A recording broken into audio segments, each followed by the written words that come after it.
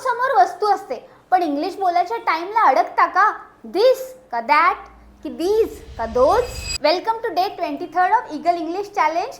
आज आपण शिकूया डेमॉन्स्ट्रेटिव्ह प्रोनाउन्स. सिंपल रूल आहे बघा. दिस आपण वापरतो ज्यावेळेला वस्तू एक आहे आणि जी जवळ आहे.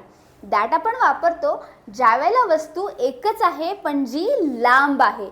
दीज आपण वापरतो ज्यावेळेला वस्तू जवळ आहेत पण भरपूर आहेत. आणि दोज आपण वापरतो ज्यावेळेला वस्तू अनेक आहेत आणि भरपूर आहेत. आता हा टॅब एकच आहे आणि जवळ आहे, तर मी बोलणार दिस इज अ टॅब, म्हणजे हा टॅब आहे. This is a Titan watch, हे टायटन वॉच आहे.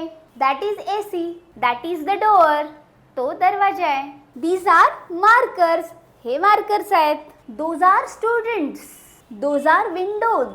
तुम्ही पॉइंटिंग करता पण वर्ड रॉंग बोलता. आतापासून कॉन्फिडन्सने बोला आणि नेक्स्ट डे साठी फॉलो करा.